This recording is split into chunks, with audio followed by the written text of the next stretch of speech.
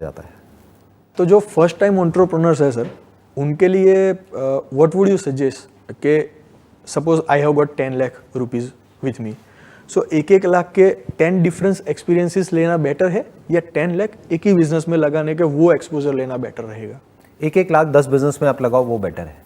अच्छा। और ऐसा सोचो ही मत शुरू से कि मेरे को 10 बिजनेस करने पड़ेंगे 1-1 लाख रुपए के, राइट? आप ये सोच करके करो कि मैं 1 लाख में एक बिजनेस कर रहा हूँ, मेरे पास में 10 लाख रुपए है और इस बिजनेस को मुझे इस लेवल पे ले जाना है कि यहाँ से मेरे पास में 1 लाख मैंने लगाया, 10 लाख आएगा, फिर उस 10 लाख को मैं री इन्वेस्ट करूंगा, फिर मैं 20 लाख पे जाऊंगा, 50 लाख पे जाऊंगा, फिर उसको री इन्वेस्ट करूंगा, फिर मैं 1 करोड़ पे, 2 करोड़ पे, 5 करोड़ पे जाऊंगा।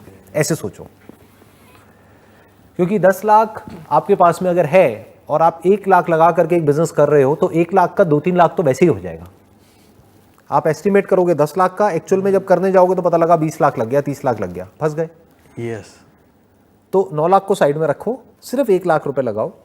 अब वहां पे एक प्रॉब्लम क्या आएगी कि हमारा दिमाग कैसे चलता है कि 1 लाख में बिजनेस कैसे होगा। अरे नहीं, ऐसा नहीं है। 1 लाख बहुत बड़ा अमाउंट होता है एक बिजनेस को करने के लिए। It's all about how you are doing it, not what you are doing it. जी, ये पॉइंट इंपॉर्टेंट है, मैं दोबारा बोलूंगा। It's all about how you are doing it, not what you are doing. लोग ये समझते हैं business is all about what needs to be done, क्या करूं क्या करूं क्या करूं। अरे करने को तो बहुत कुछ है, कुछ भी कर लो, कैसे करोगे, दैट इज मोर इंपॉर्टेंट। जैसे मैंने अभी कोई भी नई बात नहीं करी, ऐसी बात नहीं करी कि आप वहां चले जाओ, यहां चले जाओ, ये कर लो, वो कर लो, राइट? मैंने क्या करा, जो भी आपने बोला उसी से रिलेटेड आपको एग्जांपल्स दिए हैं जो कि ग्राउंड रियलिटी पे बेस्ड है। प्रैक्टिकल। आपने ग्रोसरी की बात करी, मैंने आपको बताया कि ग्रोसरी से रिलेटेड कैसे किया जा सकता है। ऑनलाइन का मैंने आपको बताया कि कैसे किया जा सकता है, और वो भी स्ट्रेटेजिकल भी आपने जो बताया कि हनी का जो आपने एग्जांपल दिया था कि उसमें ज़्यादातर फर्स्ट टाइम एंटरप्रेन्योर्स स्टक ऐसे ही हो जाएंगे कि सारा ऑपरेशन खुद ही मैनेज करने में लग जाएंगे। तो जैसे मैं फर्स्ट टाइम कर रहा हूँ, उधर से कुछ आ रहा है, उन लोगों ने कुछ डॉक्यूमेंटेशन में गड़बड़ कर दी या कुछ ऐसे, तो वो क्लियर करने में मेरा 2-3 महीना आराम से निकल जाएगा और वो पता भी नहीं चलेगा। अदरवाइज उससे बेटर है कि just higher a professional expert, pay them, right? It is an investment not a cost. ये बेसिकली ना इंडिया में प्रॉब्लम है। यहाँ पे प्रॉब्लम क्या है कि लोगों को एक्सपर्टीज की वैल्यू नहीं पता है। इंडिया में लोगों को टाइम की वैल्यू नहीं पता है। ये बहुत बड़ी प्रॉब्लम है। पैसे की वैल्यू तो पता है, 10-20 रुपए, 50 रुपए, 100 रुपए बचाने के लिए अपना पूरा दिन खराब कर देंगे। लेकिन उस दिन की क्या वैल्यू है ये नहीं पता है लोगों को। तो आपको पहले कैलकुलेट करना पड़ेगा कि मेरी अपॉर्चुनिटी कॉस्ट क्या है। फॉर एग्जांपल, आप बिजनेस ना करके अगर जॉब करते हो, यू आर वेल क्वालिफाइड, आपको जॉब भी मिल सकती है जी। फॉर एग्जांपल, आपको जॉब मिल सकती है ₹1,00,000 महीने की, तो एक दिन का कितना हो गया? मोटा मोटा 3,000 रुपए। 3 या 3। एक दिन में कितने घंटे आप काम करते हो? 10 घंटे मान लो काम करते हो, तो 1 घंटे की आपकी वैल्यू कितनी हो गई? 300 रुपए। तो आपको पता होना चाहिए अपने माइंड में कि मेरे 1 घंटे की वैल्यू 300 रुपए है जी। तो वो हम कैलकुलेट नहीं करेंगे। हम क्या देखेंगे, अच्छा सामने वाला ये जो बंदा है ना, अगर मैं इस एजेंट को हायर करता हूं, ये मांग रहा है एक प्रोडक्ट के ऊपर 200 रुपए, और ये बहुत ज्यादा है, मैं उससे नहीं करूंगा, मैं तो खुद ही कर लूंगा। उस चक्कर में आप अपने 2 महीने खराब कर दोगे। तो 2 महीने खराब करने का मतलब क्या हुआ? 2 लाख खराब कर दिए जी। इससे बेटर क्या था, उस बंदे को वो कितना मांग रहा था, कमीशन वमीशन सब मिला करके 5,000 रुपए, 10,000 रुपए। नहीं, मैं उसको नहीं कमाने दूंगा, सारा मैं खुद ही कमाऊंगा। ये बड़ी गंदी सोच है लोगों की। उसी के चक्कर में स्टक हो जाएंगे। बहुत गलत सोच है। yes. अगर आप मेरे से पूछोगे ना बिजनेस में, ये तो अभी आप बात कर रहे हो स्टार्टअप की, अगर मैं इससे और एक स्टेप आगे की बात करूं, जी। वो लोग जो होते हैं ना, जो एक ही लेवल पे स्टक हो जाते हैं, जो उससे आगे बढ़ नहीं पाते हैं, उनका थॉट प्रोसेस ये होता है कि सारा कुछ मैं खुद ही रख लूं, मैं किसी को नहीं दूंगा। ना तो मैं किसी और को अपना काम हैंड ओवर करूंगा, ना मैं किसी और को हायर करूंगा, ना मैं किसी और को पैसा दूंगा।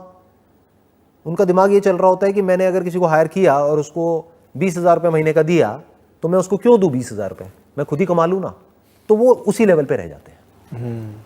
अब 20,000 रुपये वाला काम भी वो खुद करेंगे तो उनका लेवल 50,000 से ऊपर बढ़ेगा कैसे?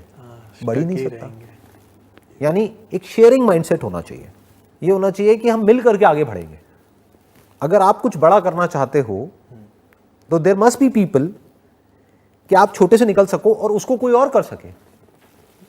सब कुछ खुद ही करोगे तो आप बड़ा कैसे करोगे? yes. सबसे बड़ा क्या है बिजनेस में? सोचना, आइडिएशन। थिंकिंग, उसके लिए आप फिजिकली मेंटली फ्री होने चाहिए, तभी तो आप सोच सकते हो व्हाट्स नेक्स्ट। वो सोचने के लिए पहले आपका माइंड फ्री होना चाहिए छोटे छोटे चिंदी कामों से, हाँ, तभी जाके वो तभी वहां से फ्री होगे ना।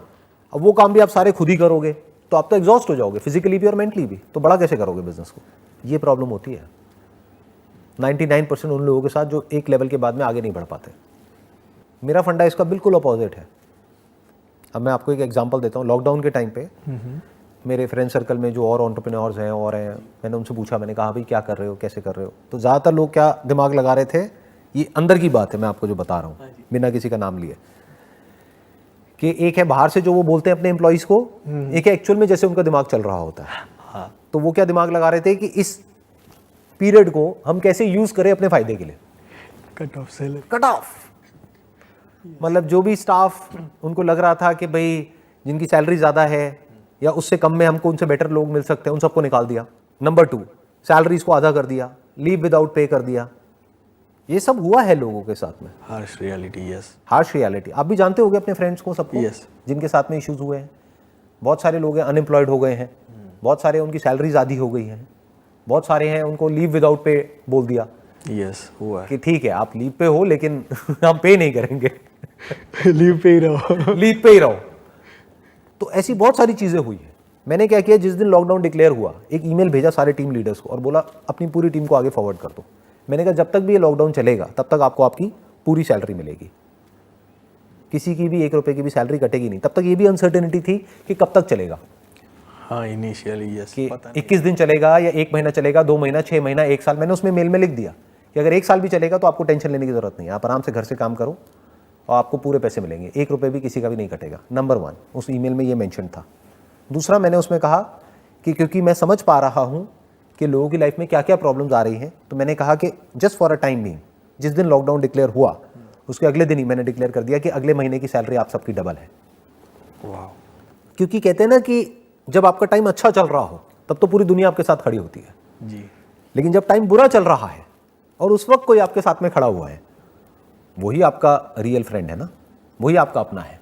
जी, तो इस सब से क्या होता है, एक ऐसा एक रिलेशनशिप बिल्ड हो जाता है, एक ऐसा स्ट्रक्चर बन जाता है which becomes a win win situation yes, for both.